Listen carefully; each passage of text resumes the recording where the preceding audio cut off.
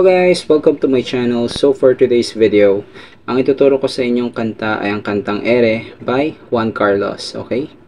Pero bago tayo magsimula, please, kung bago lang kayo sa aking channel, please subscribe and hit the notification down below para updated tayo sa mga bagong video na i-upload ko. Okay? So tara, simulan na natin guys. So sa verse guys, ang chords na kailangan natin is C add 9. So yung C add 9 ganito guys. Itong pinky mo dito sa first string. Itong ring finger mo second string. Itong middle finger mo sa 6. Sa 6 sa fifth string. Okay, middle finger mo sa fifth string, tapos itong index mo sa fourth string. So ayun yung C add 9. Okay, so and then D. So yung D guys ganito. Middle finger mo sa second string, index mo sa third string, ring finger mo sa second string. So yun yung D. And then G. So yung G guys ganito. Pero dito sa gagawin natin na G, yung mas madali, kasi may G7 din tayo. So para mabilis yung transition mo from G to G7, ang gagawin natin na G yung ganito. Yung index, pinky mo sa first string, ito. Tapos tong dalawa, tong ring finger mo dito sa sa sixth string, itong middle finger mo sa fifth string. So ayan yung G na gagawin natin dito. Para mabilis ka makapag-transition from G to G7. So ayan, wag mo lang, ito lang aalisin mo pag G7, 'di ba? Yan G. Mag G7 ka from G to G7. Alisin mo 'to, tapos itong index mo dito. Ipanatilihin mo lang yung middle finger mo tsaka yung ring finger mo dito. Ayan yung G7. So ayan, ito index mo sa first string. Ito dito sa middle finger mo sa fifth. Ito sa sixth string, itong ring finger. So ayan, kaya ganito yung G gagawin natin. Tapos G7 para mas madali kang lumipat. So ayun yung G7. So bale 2 times mong gagawin yan para sa verse. Okay, tapos ang strumming pattern natin sa buong kanta guys is ganito siya. So sample. So down, down, up, up, down, down, down, up, down. Tapos lipat. Down, down, up, up, down, down, down, up, down. Tapos lipat. Down, down, up, up, down, down, down, up, down. Tapos lipat. Down, down, up, up, down, down, down, up, down.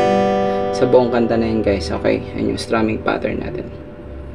So lagyan na kagad natin siya ng lyrics yung ating verse. Okay? Lahat ng pagmamahal at ang oras na aking binigay, parang di mo pansin ang sama ko sa iyong paningin.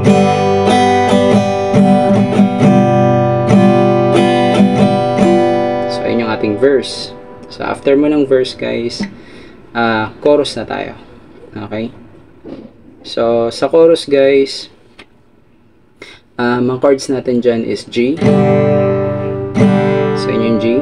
Pwede rin ganito na G, pero sa chorus ganito yung G na gagawin natin. Okay, so ito first string, second string, fifth, sixth string, fifth string. Tapos B7. So yung B7 ganito guys. So B7, index mo nandito sa fourth string, middle finger mo nasa fifth string, ring finger mo nandito sa third string. So yun yung B7. And then C. So yung C guys ganito. So index mo sa second string, middle finger mo sa 4th string. Tapos, ring finger mo nasa 5th string. So, ayan siya. Tapos, C minor. Ito yung C minor, guys. So, bar chord siya.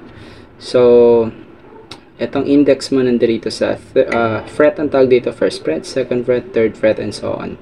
So, index mo nandito sa 3rd fret sa 5th string. Ito, and then yung ganito siya. And then yung middle finger mo sa 2nd string. And then yung ring finger mo sa 4th. Pinky mo sa 3rd string. So, ayan. Okay. Pero kung nahihirapan kayo sa bar chords, guys, pwede naman yung ganito. Easy version niya. Okay. Easy version ng C minor, ganito. So, ito, index mo nandito sa 3rd fret ng 1st string.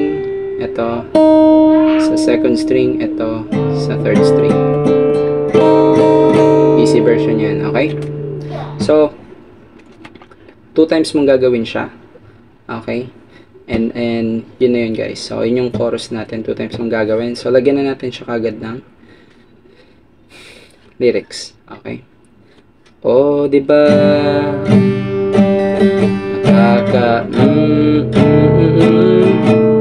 Tayo'y lumilipad at ako'y iniwan mo.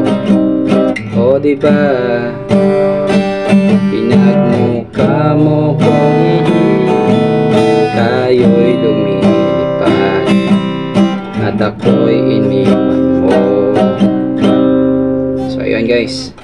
So, after mo ng after ng chorus, pasok na yung 2nd verse and then yung 2nd chorus. Sa 2nd chorus, guys, ganun pa rin naman, same chords, same strumming pattern, pero 4 times mong gagawin yung mga chords na yun. Kung kaganina sa 1st chorus, 2 times mo lang ginawa, sa 2nd chorus gagawin mo siyang 4 times.